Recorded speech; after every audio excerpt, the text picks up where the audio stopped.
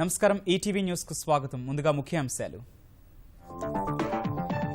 దేశంలో మళ్లీ నోట్ల రద్దు నాటి పరిస్థితులు, ఖాళీగా దర్శనమిస్తోన్న ఏటీఎంలు, సామాన్యుడికి తప్పని కరెన్సీ కష్టాలు. ప్రధాని అనాలోచిత నిర్ణయాల వల్లే నగదు కొరత ఏర్పడిందన్న కాంగ్రెస్, 2-3 రోజుల్లో అంతా సర్దుకుంటుందన్న జైట్లీ. రైతు బంధు పథకం, కొత్త పాస్ పుస్తకాలపై కేసీఆర్ సమీక్ష. మే 10 నుంచి 2 పంపిణీ చేపట్టాలని సీఎం నిర్ణయం. హోదా, విభజన హామీల కోసం చంద్రబాబు చేపట్టే ధర్మదీక్షకు విస్తృత ఏర్పాట్లు, 5 కోట్ల ప్రజల తరఫున చేస్తున్నట్లు వెల్లడి. సంపత్, కోమటిరెడ్డి కేసులో తెలంగాణ సర్కారుకు ఎదురు దెబ్బ. సభ్యత్వాల రద్దు నిర్ణయాన్ని కొట్టివేస్తూ హైకోర్టు తీర్పు.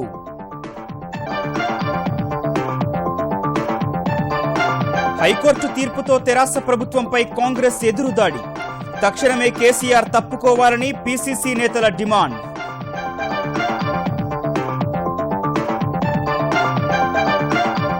భారతీయ జనతా పార్టీ ఏపీ శాఖ అధ్యక్షుడు హరిబాబు రాజీనామా. వారసుడి ఎంపిక కోసమే చేసినట్టు కమలదళం ప్రకటన.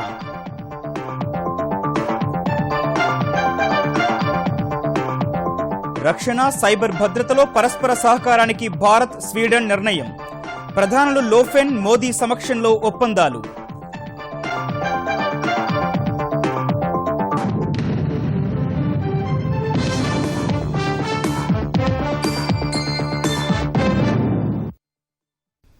దేశంలోని పలు ప్రాంతాల్లో నోట్ల రద్దు నాటి పరిస్థితులు దర్శనమిస్తున్నాయి. పలు నగరాల్లో నగదు లేక ప్రజలు తీవ్ర ఇబ్బందులు ఎదుర్కొంటున్నారు. చాలా ఏటీఎంల వద్ద డబ్బు లేదనే బోర్డులు దర్శనమిస్తున్నాయి. తెలుగు రాష్ట్రాలతో పాటు కర్ణాటక, మధ్యప్రదేశ్, ఛత్తీస్గఢ్, బీహార్లో నోట్ల కొరత తీవ్రంగా ఉండగా ఈ సమస్య తాత్కాలికమేనన్న కేంద్రం 2-3 రోజుల్లో పరిష్కారమవుతుందని ప్రకటించింది. దేశంలోని పలు ప్రాంతాల్లో మరోసారి నోట్ల రద్దు కష్టాలు తీవ్రమయ్యాయి. పెద్ద నోటు రద్దు చేసి 1.5 దాటినప్పటికీ కరెన్సీ కష్టాలు తీరటం లేదు. నగదు నిల్వలు లేక పలు ప్రాంతాలలో ఏటీఎంలు ఖాళీగా దర్శనమిస్తుండగా పర్సు ఖాళీ అయిన ప్రజలు నగదు కొరతతో ఇబ్బందులు పడుతున్నారు. ఢిల్లీ, భోపాల్, వారణాసి, పట్నా, వడోదర లాంటి నగరాల్లో నగదు కొరతతో ప్రజలు తీవ్ర ఇక్కట్లు ఎదుర్కొంటున్నారు. నగదు ఉన్న ఏటీఎం కేంద్రాల వైపు పరుగులు తీస్తున్నారు. ఆంధ్రప్రదేశ్, తెలంగాణ, మధ్యప్రదేశ్, బీహార్, యూపీ, గుజరాత్, జమ్మూ కశ్మీర్ సహా త్వరలో ఎన్నికలు జరగనున్న కర్ణాటకలో నగదు కొరత వెంటాడుతోంది. చాలా రోజులుగా నోట్ల కొరత సమస్య వేధిస్తున్నా బ్యాంకులు పట్టించుకోవటం లేదని ప్రజలు ఆవేదన వ్యక్తం చేస్తున్నారు. నగదు కొరతతో ఇబ్బందులు తప్పటం లేదని భాజపా పాలిత రాష్ట్రాల ముఖ్యమంత్రులు శివరాజ్ సింగ్ చౌహాన్, రమణ్ సింగ్ కూడా వ్యాఖ్యానించడం పరిస్థితికి అద్దం పడుతోంది. नेशनल इशू हो गया है कौन सा? कैश खत्म हो गया है। कैश की किल्लत के बारे में जानकारी आई है, वो भी दूर होगा। कुछ राज्यों के साथ साथ छत्तीसगढ़ में थोड़ा इफेक्ट दिखा है, मगर समय रहते उसको सुधार लिया जाए. అటు బ్యాంకులు కూడా నగదు కొరత ఉన్న మాట వాస్తవమేనని చెబుతున్నాయి. కొన్ని రాష్ట్రాల్లో పంట ఉత్పత్తులు మార్కెట్లోకి రావటం వల్ల నగదు చెలామణి పెరిగి కొరత ఏర్పడిందని ఎస్బీఐ చైర్మన్ రజనీష్ కుమార్ చెప్పారు. These states are the states of MP, Telangana, Andhra, North Bihar and Punjab. The procurement season has started and the demand for the payment to farmers has gone up. And in certain states we have surplus currency, which also we are moving from one currency chest to another. And there is some requirement for 500 rupee notes which we have requested RBI to supply. The currency in 2000 rupees, not as much in circulation. It seems that the 2000 rupee note is not coming back to the banking system. For the system to function normally, it is required that people withdraw cash, whatever they want, and whatever is the surplus which they don't need, they should just start and keep depositing in the banks. మరోవైపు నగదు కొరతకు banking వ్యవస్థను దెబ్బతీసే విధంగా ప్రధాని నరేంద్ర మోదీ తీసుకున్న నోట్ల రద్దు నిర్ణయమే కారణమని కాంగ్రెస్ అధ్యక్షుడు రాహుల్ గాంధీ విమర్శించారు. Modi ji has destroyed the banking system of the country. That's what I have to say about it. देश की पूरी जनता को लाइन में लगाया, आपके जेब में से 500 रुपए, 1000 रुपए का नोट छीना, नीरव मोदी जी के जेब में डाला. प्रधानमंत्री एक शब्द नहीं कहते, पार्लियामेंट में खड़े होने से डरते हैं. 15 मिनट का हमें भाषण मिल जाए पार्लियामेंट हाउस में. मोदी जी ने कहा था जनता के अच्छे दिन आएंगे. सच्चाई क्या निकली? 15 लोगों के, नीरव मोदी के, मेहुल चौकसी के अच्छे दिन आ गए. అటు నోట్ల కొరతపై సమీక్ష నిర్వహించిన ఆర్థిక మంత్రి అరుణ్ జైట్లీ దేశంలో అవసరానికి మించి కరెన్సీ చెలామణిలో ఉందని తెలిపారు. కొన్ని రాష్ట్రాల్లో ఎదురైన సమస్యను తక్షణమే పరిష్కరిస్తామని ట్విట్టర్ ద్వారా హామీ ఇచ్చారు. కొన్ని రాష్ట్రాల్లో డిమాండ్ ఒక్కసారిగా పెరగడం వల్లే ఈ పరిస్థితి తలెత్తిందన్నారు. నగదు కొరత సమస్య పరిష్కారానికి ప్రభుత్వం ఓ కమిటీని ఏర్పాటు చేసిందని ఆర్థిక శాఖ సహాయ మంత్రి శివ్ ప్రతాప్ శుక్లా వెల్లడించారు. నోట్ల కష్టాలపై కేంద్ర ఆర్థిక మంత్రి స్పందన పట్ల ఆంధ్రప్రదేశ్ ఐటీ మంత్రి నారా లోకేష్ ఆగ్రహం వ్యక్తం చేశారు. వాస్తవ పరిస్థితులు అంచనా వేయకుండా అంతా సరిగ్గా ఉందంటూ జైట్లీ చేసిన వ్యాఖ్యలు బాధ్యతారహితంగా ఉన్నాయని ట్విట్టర్లో పోస్టులు పెట్టారు. ఆంధ్రప్రదేశ్లో నగదు అందుబాటులో లేక ప్రజలు ఇబ్బందులు పడుతున్న విషయాన్ని ఆయన ప్రస్తావించారు. ప్రభుత్వపరంగా పింఛన్లు, ఉపాధి హామీ కూలీలకు వేతనాల చెల్లింపులో ఇబ్బందిగా ఉందని లోకేష్ అన్నారు. రాష్ట్రంలో పరిస్థితిని వివరిస్తూ డబ్బులు విడుదల చేయాలని ముఖ్యమంత్రి చంద్రబాబు ఎన్నిసార్లు లేఖలు రాసినా కేంద్రం నుంచి స్పందన లేదని ఆవేదన వ్యక్తం చేశారు. ఇప్పటికైనా కేంద్రం కళ్లు తెరిచి నగదు అందుబాటులోకి తేవాలని లోకేష్ సూచించారు. నోట్ల కష్టాలపై జైట్లీ వ్యాఖ్యల పట్ల తెలంగాణ ఐటీ మంత్రి కేటీఆర్ కూడా అసంతృప్తి వ్యక్తం చేశారు. కరెన్సీ కొరత ఇప్పటికిప్పుడు వచ్చింది కాదని 3 నెలలుగా వినిపిస్తూనే ఉందని కేటీఆర్ అన్నారు. ఏటీఎంలలో, బ్యాంకుల్లో కరెన్సీ నిండుకుందని చెప్పారు. ఆర్బీఐ, కేంద్రం, ఆర్థిక శాఖ ఈ అంశాన్ని తీవ్రంగా పరిగణించి చర్యలు తీసుకోకుంటే ప్రజలకు బ్యాంకింగ్ వ్యవస్థపైనే విశ్వాసం పోయే ప్రమాదం ఉందని కేటీఆర్ ట్విట్టర్లో జైట్లీకి ట్వీట్ చేశారు. మే 10వ తేదీ నుంచి రైతు బంధు పథకం చెక్కులు, కొత్త పాస్ పుస్తకాలు పంపిణీ చేస్తామని ముఖ్యమంత్రి కేసీఆర్ స్పష్టం చేశారు. ప్రగతి భవన్లో పంట పెట్టుబడి సాయం, చెక్కుల పంపిణీ అంశాలపై సమీక్షించిన ఆయన మొత్తం 58 లక్షల చెక్కులు, పాస్ పుస్తకాలు రోజుకు 8,25,000 మంది చొప్పున వారం రోజులు పంపిణీ చేస్తామని వెల్లడించారు. మొత్తం 10,323 గ్రామాల్లో పంపిణీ ప్రక్రియ చేపట్టేందుకు 2,762 బృందాలు ఏర్పాటు చేస్తామని తెలిపారు. మొదటి విడత వర్షాకాలపు పంట కోసం ఒక్కో ఎకరానికి 4,000 రూపాయల చొప్పున రైతులకు అందజేయనున్నట్టు తెలిపారు. పాస్ పుస్తకాలు, చెక్కుల పంపిణీని జిల్లా స్థాయిలో కలెక్టర్లు పర్యవేక్షిస్తారని చెప్పిన కేసీఆర్ ఇందుకు సంబంధించి ఈ నెల 21న కలెక్టర్ల సదస్సు ఉంటుందని తెలిపారు. పంపిణీ చేసిన రోజు సదరు రైతు గ్రామంలో లేకపోతే వాటిని మండల కార్యాలయంలో 3 నెలల వరకు అందుబాటులో ఉంచి పంపిణీ చేస్తారని వివరించారు. చెక్కులిచ్చిన రైతులకు నగదు ఇవ్వడానికి వీలుగా బ్యాంకుల్లో కావాల్సిన నిల్వలు ఉంచడానికి కూడా ప్రభుత్వం చర్యలు తీసుకుంటోందని తెలిపారు. ఆంధ్రప్రదేశ్ పట్ల కేంద్రం నిర్లక్ష్య వైఖరికి నిరసనగా ఈ నెల 20న ముఖ్యమంత్రి చంద్రబాబు తన పుట్టినరోజున ధర్మ పోరాటం పేరిట చేపట్టే దీక్ష ఏర్పాట్లపై ఏపీ మంత్రివర్గ ఉపసంఘం చర్చించింది. ఆంధ్రప్రదేశ్ విద్యుత్ శాఖ మంత్రి కళా వెంకట్రావు ఛాంబర్లో జరిగిన ఈ భేటీలో లోకేష్, దేవినేని ఉమామహేశ్వరరావు, కొల్లు రవీంద్ర, ఆనందబాబు పాల్గొన్నారు. ఉదయం 7 గంటల నుంచి సాయంత్రం 7 గంటల వరకు 12 గంటల పాటు ముఖ్యమంత్రి చంద్రబాబు విజయవాడ మున్సిపల్ స్టేడియం వేదికగా ఈ నిరసన దీక్ష చేపట్టనున్నారు. ప్రత్యేక హోదా, విభజన చట్టం హామీల అమలు విషయంలో కేంద్ర వైఖరికి నిరసనగా 5 కోట్ల ప్రజల తరపున చంద్రబాబు దీక్ష చేయనున్నట్లు మంత్రులు తెలిపారు. 20వ తేదీ తన జన్మదినాన ఒకరోజు నిరాహారంగా ఉంటూ తన నిరసనని 5 కోట్ల ఆంధ్రుల పక్షాన సాగిస్తున్న ఈ ధర్మ పోరాటంలో ప్రజలు, అన్ని వర్గాల వాళ్ళు, ప్రజా సంఘాలు, రాజకీయ పార్టీల ప్రతినిధులు నైతిక మద్దతుని, వారి భాగస్వామ్యాన్ని మేము ఆశిస్తా ఉన్నాం. ఆంధ్రప్రదేశ్కు ప్రత్యేక హోదా సహా విభజన హామీలు అమలయ్యేలా చర్యలు తీసుకోవాలని వైకాపా ఎంపీలు రాష్ట్రపతి రామ్నాథ్ కోవింద్ను కలిసి విజ్ఞప్తి చేశారు. ఢిల్లీలోని రాష్ట్రపతి భవన్లో ఆయనతో సమావేశమైన వైకాపా ఎంపీలు విభజన చట్టం ప్రకారం ఆంధ్రప్రదేశ్కు రావాల్సిన హామీలపై ఆ పార్టీ అధ్యక్షుడు రాసిన వినతి పత్రాన్ని రాష్ట్రపతికి అందజేశారు. ప్రస్తుతం ఏపీలో నెలకొన్న సమస్యలను రాష్ట్రపతికి విపులంగా వివరించామని సమావేశం తర్వాత ఎంపీలు వెల్లడించారు. రాజ్యాంగం ప్రకారం మీ రాష్ట్రానికి ఇది జరుగుతుంది, దీన్ని ఏ విధంగా పరిష్కారం చేయాలని రాజ్యాంగం ప్రకారం చూస్తానని ఆయన చాలా సానుకూలంగా స్పందించాడు. అదేవిధంగా విభజన చట్టంలోని అంశాలు తక్షణమే చర్య తీసుకోవాలని చాలా విపులంగా ప్రెసిడెంట్ గారు చెప్పడం జరిగింది. త్వరలో ఆయన ఇంటర్వ్యూని అయ్యి మనకు న్యాయం చేస్తాడని కూడా మేము ఆశిస్తున్నాం. కాంగ్రెస్ నేతలు కోమటిరెడ్డి వెంకటరెడ్డి, సంపత్ కుమార్ శాసనసభ సభ్యత్వాల రద్దుపై తెలంగాణ సర్కార్కు ఎదురుదెబ్బ తగిలింది. శాసనసభ నుంచి బహిష్కరిస్తూ జారీ చేసిన ఉత్తర్వులను హైకోర్టు కొట్టివేసింది. పదవీకాలం ముగిసే వరకు ఇరువురు ఎమ్మెల్యేలుగా కొనసాగుతారని న్యాయస్థానం స్పష్టం చేసింది. ప్రభుత్వం ఒకవేళ వారిపై క్రిమినల్ చర్యలు తీసుకోవాలని భావిస్తే అందుకు ఈ తీర్పు అడ్డంకి కాదని తేల్చి చెప్పింది.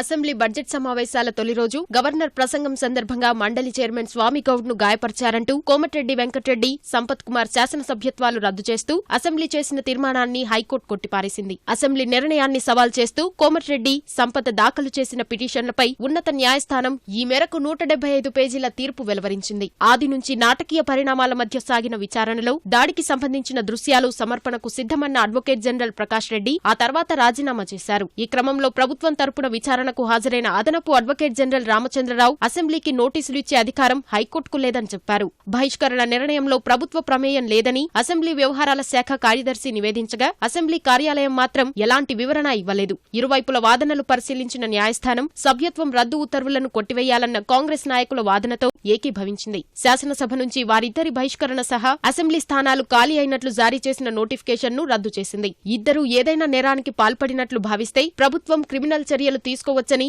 దానికి తమ ఉత్తర్వులు అడ్డంకి కాబోవని స్పష్టం చేసింది. వీళ్ళు అసెంబ్లీలో రావడానికి గాని, వీళ్ళ పాత బెనిఫిట్స్ గాని, స్పీకర్లు గాని, వాళ్ళ చాకర్లు గాని ఎవరైనా గాని వారిని అసెంబ్లీలోకి అడ్డగించడానికి వీల్లేదు. ఎందుకంటే కోర్టు వారు ఇటువంటి దౌర్జన్యాల్ని ముందే గ్రహించారు. వాళ్ళు రానివ్వు అని చెప్పే అవకాశం ఉంటుంది, లేదా ఏదైనా చేసే అధికారం ఉంటుంది. ఆ అధికారాలన్నింటినీ కూడా పటాపంచలు చేస్తూ ఒక కొత్త ఎమ్మెల్యేలు ఎలా అయితే లోపలికి వెళ్తారో అలా అన్ని రకాల బెనిఫిట్స్ తో వారు లోపలికి వెళ్తారు. వీళ్ళని ఆపడానికి ఎవరి తరము కాదు అని కోర్టు చెప్పడం జరిగింది. క్రిమినల్ కేసుకు సంబంధించినంత వరకు ఏదైనా యాక్షన్ తీసుకుంటే యాక్షన్ తీసుకోవచ్చు, అంతేకాని అభ్యర్థిత్వాలను రద్దు చేయడం అనేది మాత్రం అనైతికం, ఇల్లీగల్ అని చెప్పి కొట్టివేయడం జరిగింది. ఎన్నికల నోటిఫికేషన్ 6 వారాలు ఇవ్వొద్దంటూ గతంలో ఇచ్చిన మధ్యంతర ఉత్తర్వులు ఈ నెల 19తో ముగియనుండగా తాజా తీర్పుతో ఇక ఎన్నికల ప్రస్తావనకు ఆస్కారం లేదని తెలుస్తోంది. హైకోర్టు తీర్పుపై కాంగ్రెస్ హర్షం వ్యక్తం చేసింది. తీర్పు వెలువడిన వెంటనే గాంధీభవన్ వద్ద జానారెడ్డి సహా సీనియర్ నేతలు మిఠాయిలు తినిపించుకుని సంబరాలు చేసుకున్నారు. కేసీఆర్ ఇప్పటికైనా ప్రజాస్వామ్య పద్ధతిలో పాలన సాగించాలని హితవు పలికారు.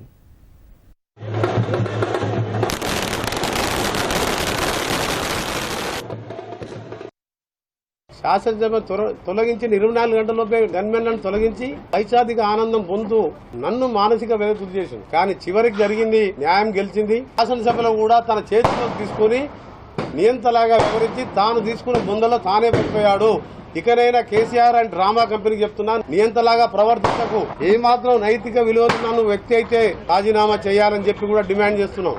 ఒకవేళ ఈ శిక్ష వేసినందుకు సంపత్ కుమార్ అడుగులు వెనక్కి పడతాయనో, అడుగులు వడివడిగా పడేవి, ఆ వేగం తగ్గుతుందనో అనుకుంటున్నారేమో గానీ వెనుకడుగు వేసే సమస్యలు లేదు, గొంతు తగ్గించే ప్రస్తావన రాదు. భారతీయ జనతా పార్టీ ఆంధ్రప్రదేశ్ శాఖ అధ్యక్షుడు ఖమ్మంపాటి హరిబాబు తన పదవికి రాజీనామా చేశారు. గత 4 ఏళ్లుగా ఏపీ అధ్యక్షునిగా బాధ్యతలు నిర్వహిస్తున్న ఆయన తన రాజీనామా లేఖను ఫ్యాక్స్ ద్వారా జాతీయ అధ్యక్షుడు అమిత్ షాకు పంపారు. ఏపీకి కొత్త అధ్యక్షుడు నియమించాలని భావిస్తోన్న జాతీయ నాయకత్వం దీనికి సంబంధించిన కసరత్తు కూడా ప్రారంభించింది. ఈ నేపథ్యంలో కొత్త అధ్యక్షుని ఎంపికకు మార్గం సుగమం చేసేందుకు ఆయన రాజీనామా చేశారు. అటు భాజపా ఏపీ కార్యవర్గ సభ్యుని పదవికి వెలగపూడి గోపాలకృష్ణ రాజీనామా చేశారు. కేంద్ర నాయకత్వం ఆదేశం మేరకే భారతీయ జనతా పార్టీ ఆంధ్రప్రదేశ్ శాఖ అధ్యక్షుడు హరిబాబు తన పదవికి రాజీనామా చేశారని ఆ పార్టీ కేంద్ర నాయకత్వం స్పష్టం చేసింది. ఏపీలో తెదేపాతో తెగదింపుల తర్వాత పార్టీ రాష్ట్ర అధ్యక్షుడి మార్పు అనివార్యమైందని పేర్కొన్న భాజపా వర్గాలు ఏపీ భాజపా కార్యవర్గంలో 80% మంది తెలుగుదేశంతో పొత్తు వద్దని కోరుతున్నారని వెల్లడించింది. ప్రస్తుత పరిస్థితుల్లో కాపు సామాజిక వర్గానికి చెందిన వారిని ఏపీ అధ్యక్షుడిగా ఎంపిక చేయనున్నట్లు వెల్లడించిన భాజపా జాతీయ నాయకత్వం రానున్న కాలంలో హరిబాబుకు సముచిత స్థానం కల్పిస్తామని పేర్కొంది.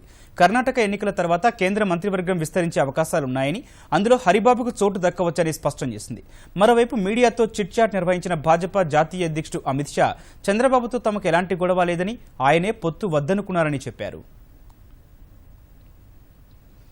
వస్తుసేవల పన్ను జీఎస్టీ ద్వారా చెల్లించిన పన్నులో తిరిగి వర్తకులకు జరిగే చెల్లింపులకు సంబంధించి సులభతర విధానాన్ని తీసుకొచ్చే విషయంలో మంత్రుల సంఘం ఓ నిర్ణయానికి వచ్చింది.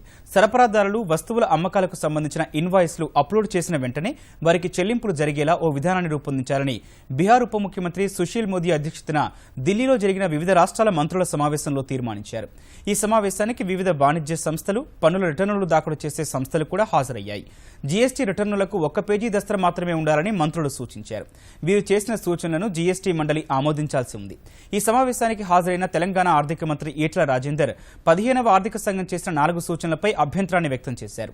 దక్షిణాది రాష్ట్రాలకు నష్టం చేకూర్చేలా చేసే ఏ నిర్ణయాన్ని సమర్థించమని ఆయన స్పష్టం చేశారు. జనాభా ప్రాతిపదికన నిధులు ఇస్తామనడం దారుణమని ఈటెల అన్నారు. ఈ దేశం 49.5% జీడీపీలో రుణాలు పొందితే రాష్ట్రాలకు మాత్రం ఆ వెసులుబాటు ఉండద్దనేటువంటి వివక్ష అయితే ఉందో అది మంచిది కాదు. 42% tax devolution 14th finance commission ఇచ్చింది. దాన్ని కూడా సమీక్షించాలని చెప్పి ఊహాగానాలు వస్తా ఉన్నాయి. మేము వ్యతిరేకిస్తా ఉన్నాం. దక్షిణ భారతానికి సంబంధించిన రాష్ట్రాలు ఏవైతున్నాయో ట్యాక్స్ డిస్ట్రిబ్యూషన్ అయితే ఉంటుందో దానికి ఇబ్బంది కలిగించే ప్రయత్నం చేద్దాం. పీపుల్ ఓరియంటెడ్ పాలసీలని తీసుకొని అమలు చేస్తా ఉన్నాయో అలాంటి రాష్ట్రాలకు తప్పకుండా కేంద్రం సాయం అందించాలని చెప్పి మేము కోరుతా ఉన్నాం. జాతీయ రహదారుల నిర్మాణానికి అవసరమైన భూసేకరణ ప్రక్రియ నెలాఖరుకు పూర్తి చేయాలని తెలంగాణ ప్రభుత్వ ప్రధాన కార్యదర్శి ఎస్కే జోషి కలెక్టర్లను ఆదేశించారు. సచివాలయం నుంచి అన్ని జిల్లాల కలెక్టర్లతో వీడియో కాన్ఫరెన్స్ నిర్వహించిన ఆయన జాతీయ రహదారులకు భూసేకరణ, హరితహారం, సివిల్ సర్వీసెస్ డే, భూ రికార్డుల నవీకరణ, మైనారిటీ సంక్షేమ శాఖ కార్యక్రమాలు, గ్రామ స్వరాజ్ అభియాన్ డాష్ బోర్డు, 2021 జనగణనకు ముందస్తు చర్యలు తదితర అంశాలపై సమీక్షించారు.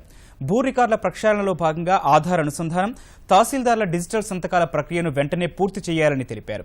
ఇప్పటి వరకు 20 లక్షల పట్టాదారు పాస్ పుస్తకాలను జిల్లాలకు పంపామన్న సీఎస్ వాటిని రికార్డులతో సరిచూసుకోవాలని సూచించారు. మైనార్టీ గురుకులాలకు అవసరమైన భూమి కోసం వక్ఫ్ భూములను గుర్తించాలని, ఆక్రమణలు లేని వక్ఫ్ భూములకు వక్ఫ్ సంస్థల పేరిట పట్టాదారు పాస్ పుస్తకాలు జారీ చేసేందుకు చర్యలు తీసుకోవాలని తెలిపారు. గురుకులాల భవనాలకు అవసరమైన భూములను గుర్తించాలని సూచించారు. హరితహారం 4వ దశకు జిల్లాల వారీగా ప్రణాళికలు రూపొందించి నర్సరీలకు అవసరమైన వాటిని వెంటనే సమకూర్చుకోవాలని ఆదేశించారు. కేసీఆర్ సర్కారు చేపడుతోన్న సాంఘిక సంక్షేమ పథకాలు యావత్ దేశానికి ఆదర్శంగా నిలుస్తున్నాయని తెలంగాణ నీటిపారుదల శాఖ మంత్రి హరీష్ రావు అన్నారు. తెలంగాణ 31 జిల్లాల్లో తాగునీరు, సాగు అవసరాలు తీర్చడమే లక్ష్యంగా తెరాస ప్రభుత్వం ప్రాజెక్టులు చేపట్టినట్లు వివరించారు. తెరాస విద్యార్థి విభాగం ఈ రోజు నుంచి 2 రోజుల పాటు కాళేశ్వరం ప్రాజెక్టును క్షేత్రస్థాయి సందర్శనకు వెళ్లినట్టు చెప్పారు. ఆ ప్రాజెక్టు పనుల పట్ల కేంద్ర జలసంఘం కూడా ప్రశంసలు కురిపించిన విషయాన్ని హరీష్ గుర్తు చేశారు. 4 ఏళ్లలో కేసీఆర్ సర్కారు చేపట్టిన పథకాలు, ప్రాజెక్టుల గురించి ప్రజల్లోకి విస్తృతంగా తీసుకెళ్లాలని తెరాస విద్యార్థి విభాగానికి ఆయన సూచించారు. చేసే ప్రతి కార్యక్రమం దేశానికి ఆదర్శమవుతుంది. ఆయా రాష్ట్రాల్లో అక్కడ ప్రజలు కేసీఆర్ లెక్క, తెలంగాణ ప్రభుత్వం లెక్క మాకెందుకు చెయ్యవు అని ఆయా రాష్ట్రాల్లో ప్రభుత్వాలను నిలదీసేటువంటి పరిస్థితి వస్తూ ఉంది. అంటే మన కార్యక్రమాలు ఎంత అద్భుతంగా ఉన్నాయో మీరు ఆలోచన చేయాల్సిన అవసరం ఉంది. జాతీయ స్థాయిలో సమాఖ్య కూటమి కోసం ప్రయత్నిస్తోన్న ముఖ్యమంత్రి కేసీఆర్ మే నెల మొదటి వారంలో ఒడిషా ముఖ్యమంత్రి నవీన్ పట్నాయక్తో సమావేశం కానున్నారు. ఈ మేరకు ఒడిషా వెళ్లనున్న కేసీఆర్ నవీన్ పట్నాయక్తో దేశ రాజకీయాలపై చర్చిస్తారు. ఈ నెల 27వ తేదీన జరగనున్న తెరాస ప్లీనరీ కంటే ముందే ఒడిషా వెళ్లాలని కేసీఆర్ తొలుత భావించినా, అయితే అక్కడ శాసనసభ సమావేశాలు జరుగుతున్నందున మే మొదటి వారంలో భువనేశ్వర్ రావాలని నవీన్ పట్నాయక్ ఆహ్వానించారు. అందుకు అంగీకరించిన కేసీఆర్ వచ్చే నెల మొదటి వారంలో భువనేశ్వర్ వెళ్లనున్నారు. దేశ రాజకీయాల్లో గుణాత్మక మార్పే లక్ష్యంగా కసరత్తు చేస్తోన్న సీఎం కేసీఆర్ ఇప్పటికే మాజీ ప్రధాని దేవగౌడ, పశ్చిమ బంగాల్ ముఖ్యమంత్రి మమతా బెనర్జీ, జార్ఖండ్ మాజీ ముఖ్యమంత్రి హేమంత్ సోరెన్ తదితరులతో చర్చించారు. భారతీయ జనతా పార్టీ, కాంగ్రెస్ వ్యతిరేక కూటములతో రాబోయే ఎన్నికల్లో కలిసి పోటీ చేసే అవకాశం ఉందని సిపిఎం తెలంగాణ రాష్ట్ర కార్యదర్శి తమ్మినేని వీరభద్రం తెలిపారు. రేపటి నుంచి ప్రారంభమయ్యే సిపిఎం 22వ జాతీయ మహాసభల సందర్భంగా హైదరాబాద్ ఎంబీ భవన్లో పొలిట్ బ్యూరో కేంద్ర కమిటీ సమావేశాల తర్వాత తమ్మినేని మీడియాతో మాట్లాడారు. కేసీఆర్ సమాఖ్య కూటమిపై మహాసభల్లో చర్చించి నిర్ణయం తీసుకుంటామని వివరించారు. దేశంలో పెరుగుతున్న బీజేపీ మతోన్మాదానికి వ్యతిరేకంగా అనుసరించాల్సిన రాజకీయ వ్యూహాల గురించి చర్చించడం జరిగింది. బీజేపీని ఓడించడం ప్రధాన లక్ష్యంగా ఉంటుంది. అదే సమయంలో కాంగ్రెస్తో పొత్తుగాని అవగాహన గాని ఉండదనేది డ్రాఫ్ట్ పొలిటికల్ రిజల్యూషన్ పేర్కొన్నది. జాతీయ స్థాయిలో ప్రాంతీయ పార్టీలతో పొత్తుల గురించి కూడా మహాసభలో చర్చ ఉంటుంది. ఇటీవల కేసీఆర్ గాని, చంద్రబాబు గాని ఫెడరల్ ఫ్రంట్ అని, థర్డ్ ఫ్రంట్ అనే మాటలు ప్రతిపాదిస్తున్నారు. ఈ విషయాలపైన కూడా పార్టీ చర్చించి ఒక నిర్ణయం తీసుకుంటుంది. దేశ రక్షణ, భద్రత రంగాల్లో కలిసి ముందుకు సాగాలని భారత్, స్వీడన్ నిర్ణయించాయి. ఈ మేరకు ఇరు దేశాల ప్రధానులు స్టెఫాన్ లోఫెన్, నరేంద్ర మోదీ సమక్షంలో 2 దేశాల మధ్య ఒప్పందాలు జరిగాయి. 30 ఏళ్ల తర్వాత నార్డిక్ దేశాల్లో ఒకటైన స్వీడన్లో పర్యటిస్తోన్న తొలి ప్రధానిగా చరిత్ర సృష్టించిన మోదీ రోజంతా తీరిక లేకుండా గడిపారు. తొలుత స్టాక్హోమ్లో స్వీడన్ రాజు కార్ల్ గుస్తాఫ్ను మోదీ కలిశారు. ఆ తర్వాత స్వీడన్ ప్రధాని స్టెఫాన్తో వివిధ ద్వైపాక్షిక అంశాలపై చర్చించారు. రక్షణ రంగంలో స్వీడన్ భారత్కు చిరకాల మిత్రదేశంగా పేర్కొన్న మోదీ ఆ సంబంధాలు కొనసాగుతాయని చెప్పారు. భారత్లో క్షిపణాస్త్రాల తయారీ కార్యక్రమంలో స్వీడన్ చొరవను ప్రధాని ప్రశంసించగా ప్రపంచ శక్తుల్లో భారత్ కూడా ఒకటని లోఫెన్ అన్నారు. రక్షణ రంగం సహా సైబర్ భద్రతకు సంబంధించి నవకల్పనలో ఇరు దేశాల మధ్య ఒప్పందం కూడా జరిగింది. इनोवेशन, इन्वेस्टमेंट, स्टार्टअप्स, मैन्युफैक्चरिंग आदि हमारी साझेदारी के प्रमुख आयाम है. हमारे द्विपक्षीय संबंधों का एक और मुख्य स्तंभ है हमारा रक्षा और सुरक्षा सहयोग. रक्षा क्षेत्र में स्वीडन बहुत लंबे समय से भारत का साझेदार रहा है और मुझे विश्वास है कि भविष्य में भी इस क्षेत्र में विशेष रूप से रक्षा उत्पादन में हमारे सहयोग के लिए कई नए अवसर पैदा होने वाले हैं. हमने अपने सुरक्षा सहयोग, विशेष रूप से साइबर सिक्योरिटी सहयोग, उसे और मजबूत करने का निर्णय लिया है. స్టాక్ మార్కెట్లు వరుసగా 9వ సెషన్లోనూ లాభాల్లో ముగిశాయి. గత 8 సెషన్లో 1286 పాయింట్లు లాభపడ్డ సెన్సెక్స్ ఇవాళ మరో 90 పాయింట్లు వృద్ధి చెందింది. ఉదయం 34,382 పాయింట్ల వద్ద ఉత్సాహంగా ప్రారంభమైన సూచీ ఆసియా మార్కెట్లలో మిశ్రమ ఫలితాలు నిరాశ కలిగించేలా ఉన్న చైనా ఆర్థిక గణాంకాలతో అమ్మకాల ఒత్తిడికి లోనై 34,230 పాయింట్ల కనిష్ట స్థాయికి పడిపోయింది. తర్వాత ఈ ఏడాది సాధారణ వర్షపాతం నమోదవుతుందన్న వాతావరణ శాఖ ప్రకటనతో దిగుబడులు గణనీయంగా ఉంటాయనే అంచనాల మధ్య కొనుగోళ్లు పెరిగి 34,434 పాయింట్ల గరిష్ట స్థాయిని తాకింది.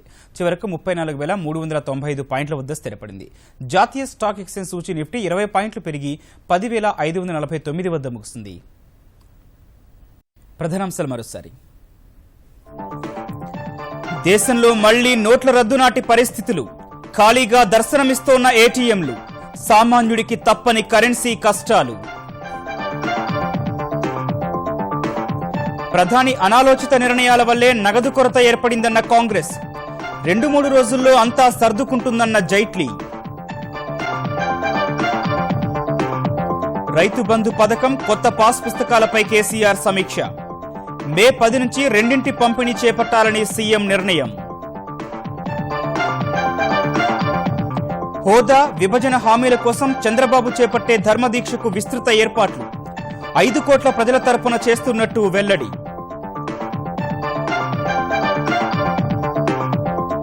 సంపత్, కోమటిరెడ్డి కేసులో తెలంగాణ సర్కారుకు ఎదురు దెబ్బ.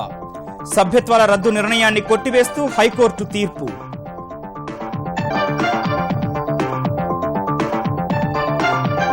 హైకోర్టు తీర్పుతో తెరాస ప్రభుత్వంపై కాంగ్రెస్ ఎదురుదాడి. తక్షణమే కేసీఆర్ తప్పుకోవాలని పీసీసీ నేతల డిమాండ్.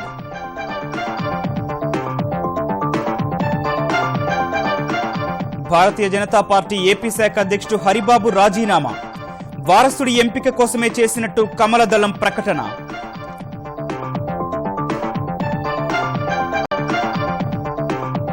రక్షణ, సైబర్ భద్రతలో పరస్పర సహకారానికి భారత్, స్వీడన్ నిర్ణయం. ప్రధానులు లోఫెన్, మోదీ సమక్షంలో ఒప్పందాలు.